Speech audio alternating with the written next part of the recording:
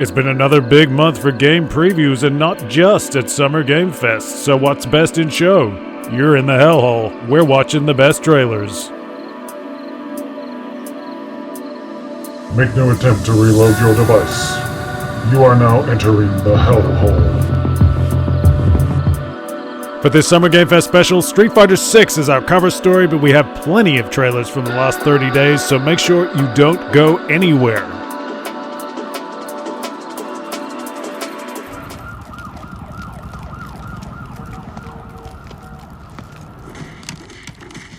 In the Hellhole, there was no bigger preview than Street Fighter 6 and its Year 2 DLC scheme. Like the recent Mortal Kombat 1, this will see a slow trickle of additional characters added to the 2023 fighter, but with a stronger game to build upon and seasonal approach starting with summer 2024, there is plenty of life and excitement left of the latest entry in the Street Fighter franchise.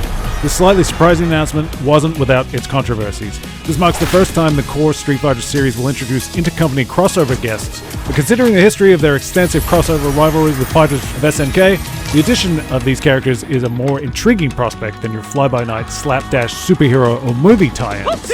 Of course, at this point, SNK is majority owned by the Misk Foundation, a non-profit belonging to the Prince of Saudi Arabia, and while that may raise ethical concerns about the proliferation of the company's brand, it's also meant these characters have been finding their way into a lot of other arenas. So the addition of Terry Bogard and Mai Shiranui isn't exactly special at this point.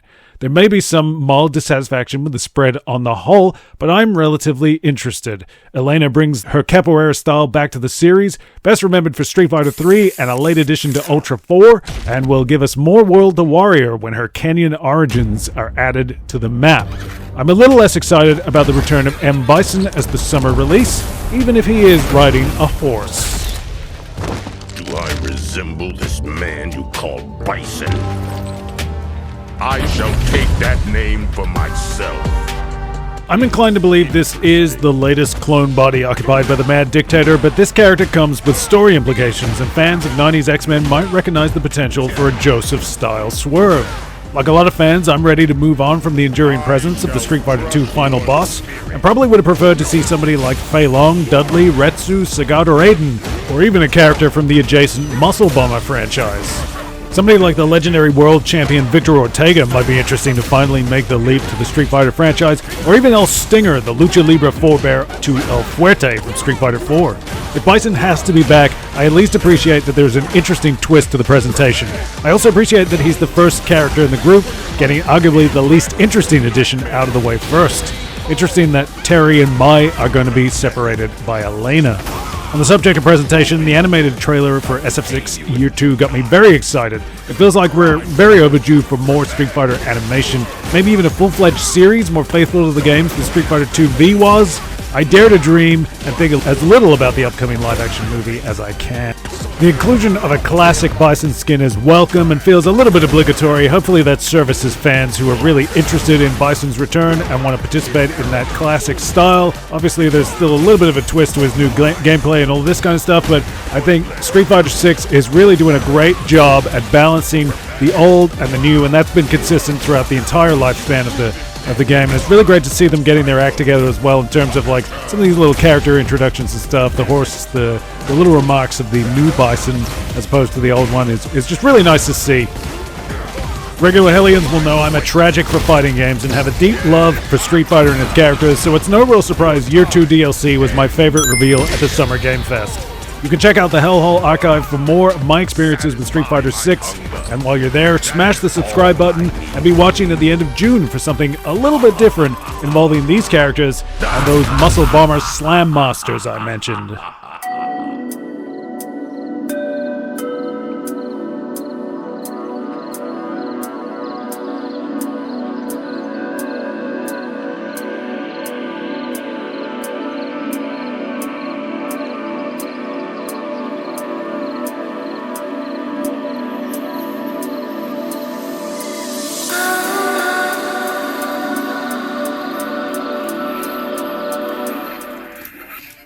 Staying with fighting games, but for a moment of horror, yes, I had that hairstyle in the 90s.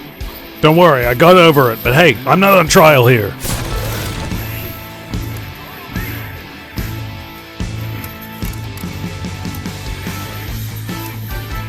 Now is as good a time as any to mention that Terry Bogard and the franchise that started it all is also making a comeback. Fatal Fury City of the Wolves is a highly anticipated return for the classic SNK fighting franchise. BGNA had social media buzzing with their dangerous curves shown at Summer Game Fest, along with hints of old favorites. I've never been a massive SNK guy, but I look forward to seeing more and getting further acquainted. They tell me Joe Higashi and T-Zoc are confirmed, so I look forward to seeing more from those characters in particular.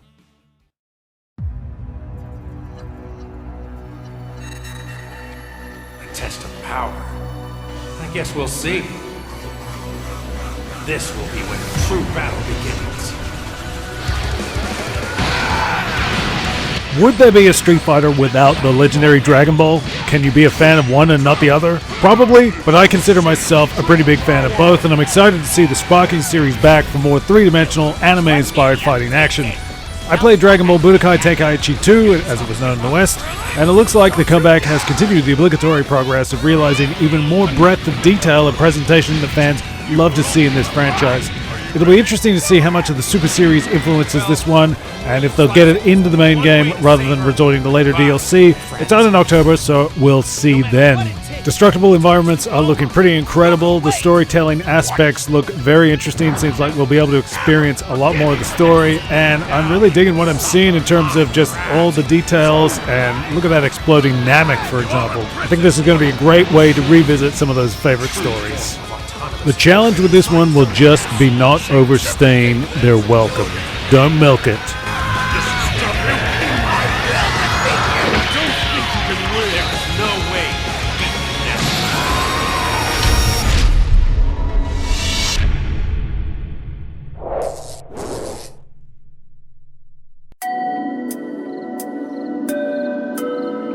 I recently unboxed the complete 26-volume Dragon Ball Z manga box set along with some other comics goodies, so make sure you go check that out in the Hellhole archive.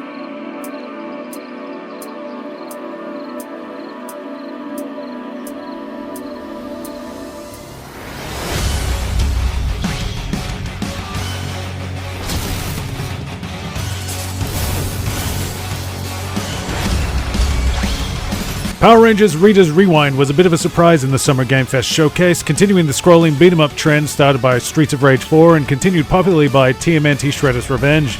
This one clearly owes a lot to the retro Ninja Turtles game, which has already spawned a few imitators.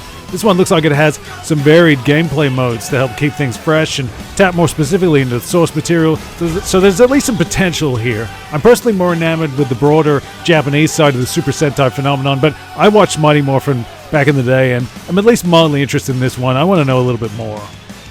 They're kind of pushing their luck a little bit. I don't want to see too many more of these fighting games, and I feel like Mighty Morphin Power Rangers maybe doesn't have the material to really fill out a game, but the gameplay mechanics do have me interested. It looks like there's some racing and maybe some first-person stuff.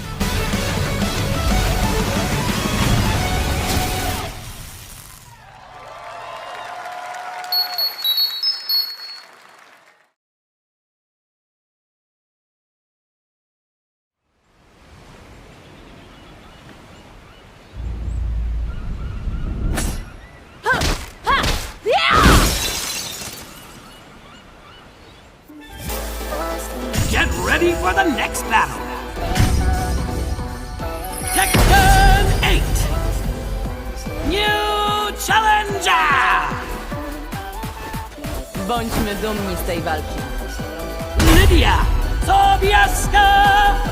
If there's a legitimate rival to Street Fighter right now, it's Tekken 8. The other Japanese fighting franchise is arguably the hottest on the scene right now. They didn't have any presence in the Summer Game Fest showcase, but they didn't have to. We saw their next DLC expansion in our last trailer watch-along, and in the time since, they dropped a full gameplay trailer for the Warrior Prime Minister of Poland, Lydia Sobieska. That's a slightly odd station for a martial arts video game character, but all impressions are that this is another fine addition to the franchise. I love seeing more nations represented as games like Tekken and Street Fighter really live up to their World Warrior status. It feels like Lydia is going to sit very comfortably next to the likes of Victor Chevalier and Street Fighter's G. I love seeing characters who embrace the martial arts of it all, and kicking Lydia's trailer off with some Karate Kid style feats of broken ice sheets and beachside karate feels just right to me. The red and white of her gi design obviously salutes the Polish tradition, but the way the red is almost smeared across portions of the uniform makes it look unsettlingly like blood. Not sure what the thinking behind that is. I'll try not to think about it too much or make any references to the monthly calendar. Tekken might be more of a sure thing than Street Fighter, and whatever you might think about Lydia, she looks like she plays a treat. That's the Tekken way. Now more than ever, Tekken does not miss. I'll be interested to see what the implications are of the Prime Minister of Poland being a character in Tekken. I guess this sort of fits in with that sort of World War element that has really taken over the franchise. It looks like she has the Polish Phoenix, which is of historic significance. This wasn't a Summer Game Fest game, but we had to include it here in our showcase. Muszę wygrać w imię wszystkich Polaków. Os!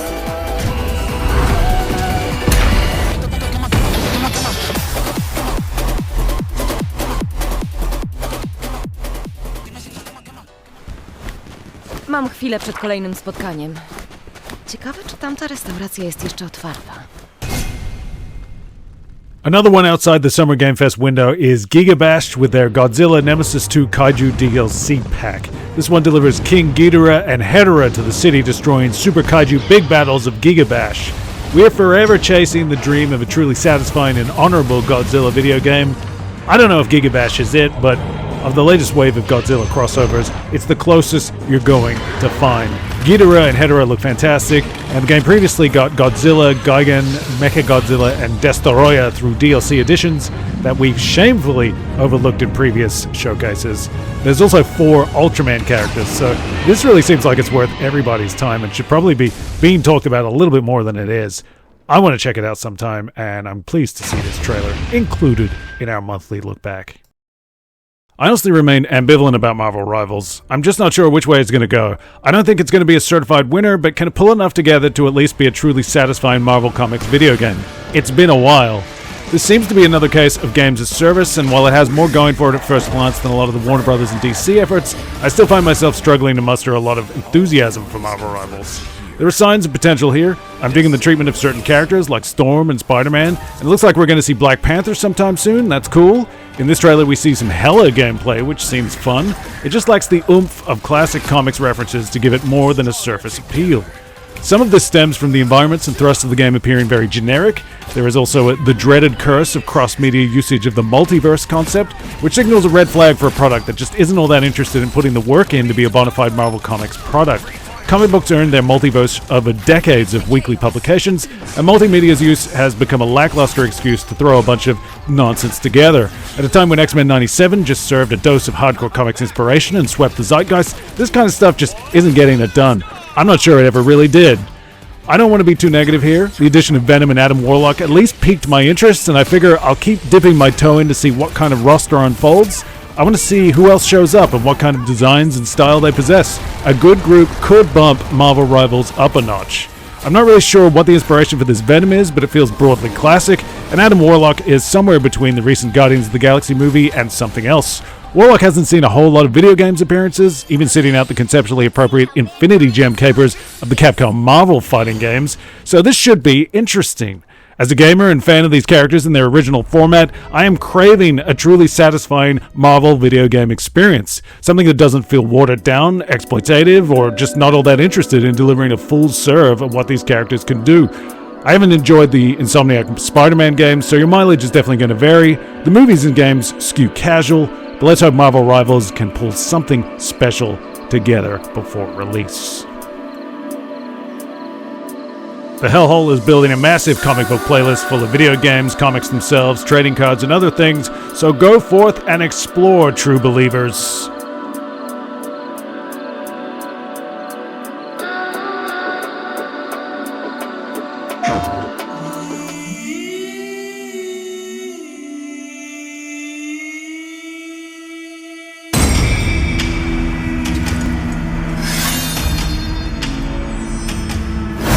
Another one from the File of Uncertainty, Kunitsu-Gami is flirting with standing out from the pack with bold color emerging from the darkness and big weird monsters to fight in the action strategy arena. Some recent Japanese games have trended toward more flattened out Western-inspired designs and tropes, so I dig seeing some hardcore Japanese folklore.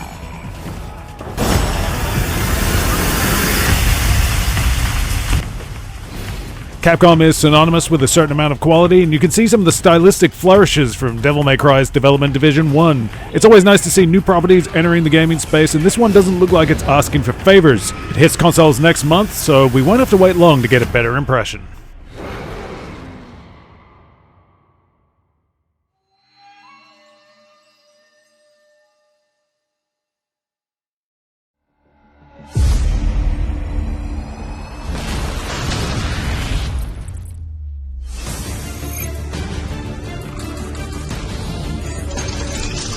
Also at Summer Game Fest was Mecha Break, a game from Chinese developer Amazing Season that brings big robots to PC gaming. It's a bit more macross than Armored Core, with designs from Mobile Suit Gundam mechanical designers Takayuki Yanase and Junior Shigaki. I'm not sure if it's a winner, skewing slightly generic, but closed beta starts in August. We'll see.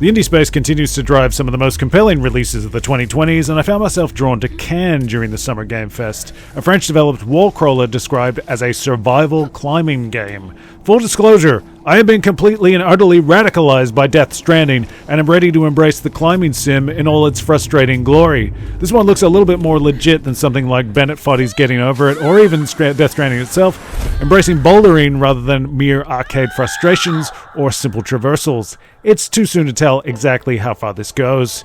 Can also has a beautiful aesthetic going for it, with sort of a cel-shaded style outline and variety of textures that present both the cold harsh face of the mountain, but also a stylized beauty in what appears to be different biomes. I'm not entirely sure what to expect, and I personally find that thrilling. A can is a stone memorial or landmark, so hopefully this one won't be too somber.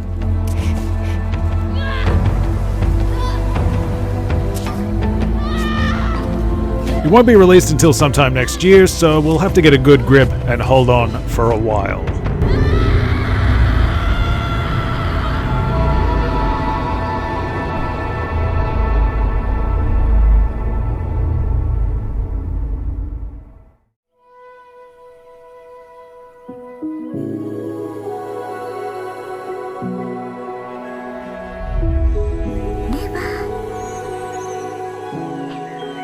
I'm sure I'm setting myself up for some kind of horribly scarring trauma, but Neva at least kicks things off with a cartoon tranquility that might provide some fleeting antidote to the cruel trials of Can. That said, I wouldn't rule out the possibility that those two games will have more in common than it first seems. Neva is a narrative action-adventure game from the makers of Grease, and I'm sure that means all kinds of being punched right in the feels. I don't know, I still haven't actually played Grease. I was too busy making baseless predictions and talking over trailers. These kinds of heavy-handed capital A art games can sometimes risk falling into cliché under the weight of their own pretensions, but I get the impression Neva might genuinely live up to being another landmark Big M moment game. It looks spectacular, a visual feast with a sense of identity that sometimes feels all too absent from the gaming space. Tiny characters on screen is a running pet peeve of mine in this era of 2D indie platforming, but in Neva it's perfectly balanced with storybook landscapes and an awe-inspiring sense of being vastly insignificant within the environment. A lurking dread and hostility I personally hope won't claim our wolf companion. I dare say we could all use some good, happy endings in our fiction right about now. It's due.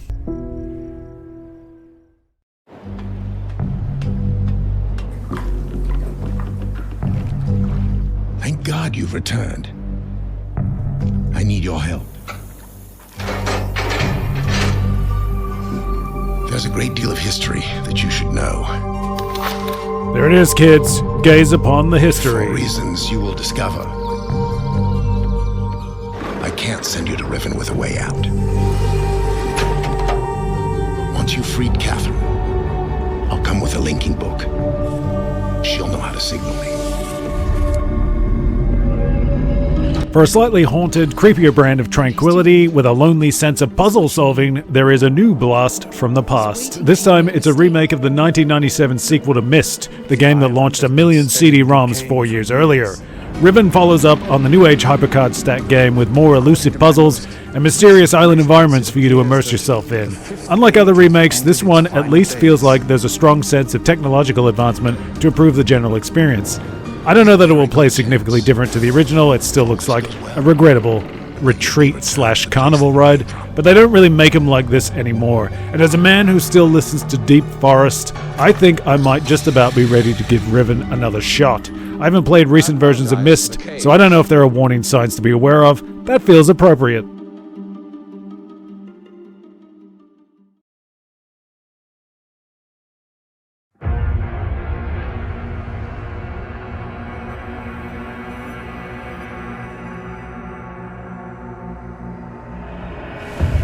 Riven was part of the Xbox Games Showcase, but there was really only one game you needed to know from the lamest place on Earth. Word broke that Doom the Dark Ages was taking the legendary first-person shooter into a medieval landscape, and like every right-thinking human repulsed by Xbox and their acquisition of Doom, I figured that sounded like a typically terrible idea.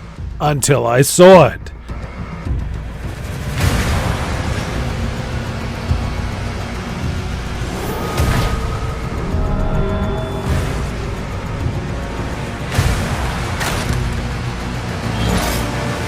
The Doomslayer is strapping on a spiky shield and going back to battle in what looks like an awesome follow-up to my personal 2020 Game of the Year, Doom Eternal. Dark Ages is actually a prequel to the 2016 reboot and will, I don't know, fill in some gaps of lore of the Doomslayer? Who cares, man? Ripping, tearing, and shotgun blasting demons is its own reward, and it's a great time to be doing it.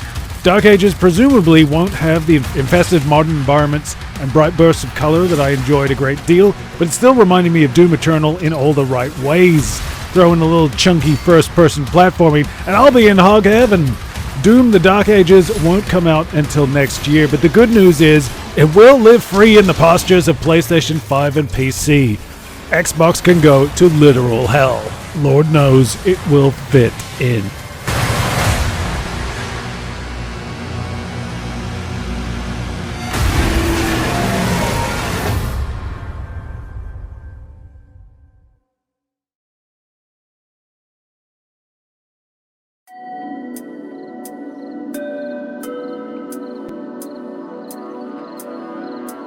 You don't see a lot of shooters in the Hellhole, but Doom is a bona fide classic. I'm also hoping to get back to Elden Ring at some point. I don't know why that would be relevant.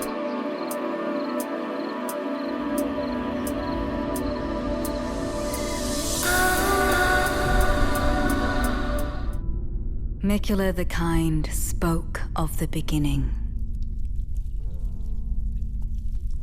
The seduction and the betrayal.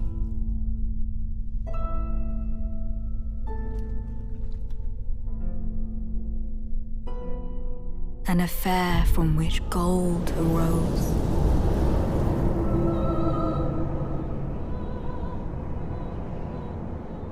And so too was Shadow born.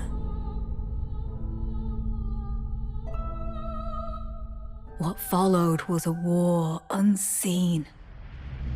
Elden Ring remains a massively significant but hugely challenging game for me to get enthusiastic about.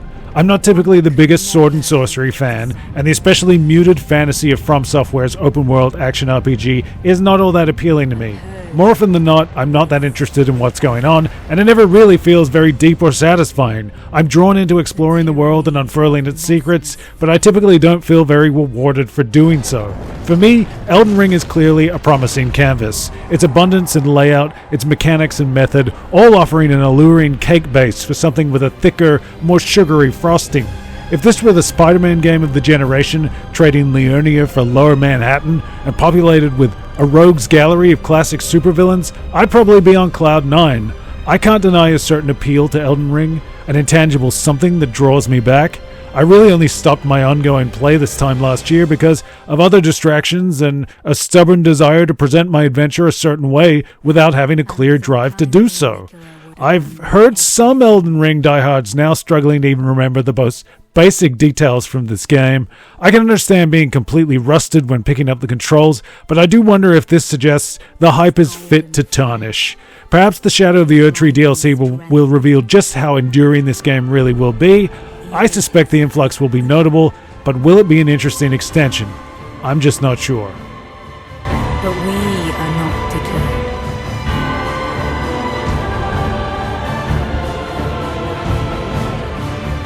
We choose to follow.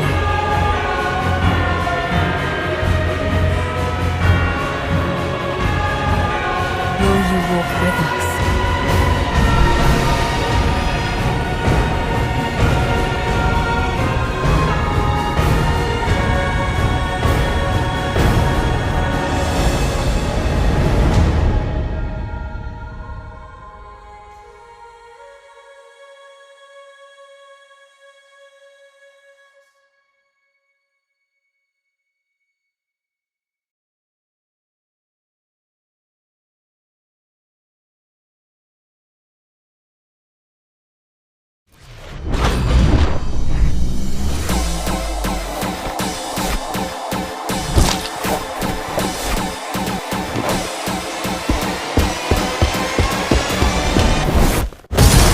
I like a good story, but deep lore isn't everything, and what Angerfoot may or may not lack in depth, it makes up for in forthcoming. This is the happy hardcore of video games, a no-nonsense, bootlace, straight-to-your-face double dose of kicking your teeth in that promises nothing but good times. The Angerfoot demo was out in the wild for a while, and it was already looking to be one of the indie darlings of the content farms. Now it arrives fully fleshed out with gel pads, air pumps, glow-as-you-go lights, animal track, pavement pounding, toe tagging, plot pulverizing, high top, high energy, Angerfoot action. What more do you really need to know?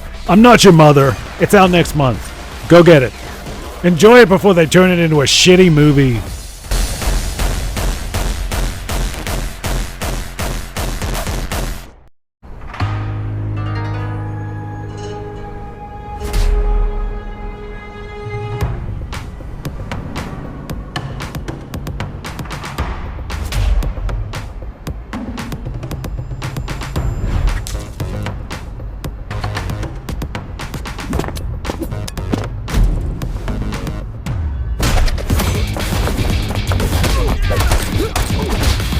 Speaking of being turned into movies, we've got to end it with one that caught my eye for slightly wrong reasons. Tenjutsu looks a little too chintzy for me when the game starts rolling, but like the Street Fighter 6 Year 2 trailer, this one got me in the mood for animation.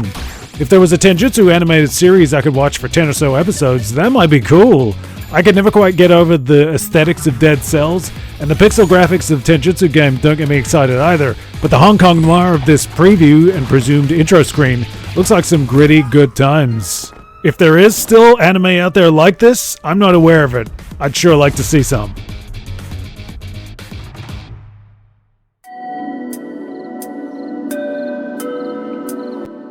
So those were the standout trailers for me from the Summer Game Fest showcase, the Xbox showcase, PlayStation Player, just about any other damn show that came to town this month.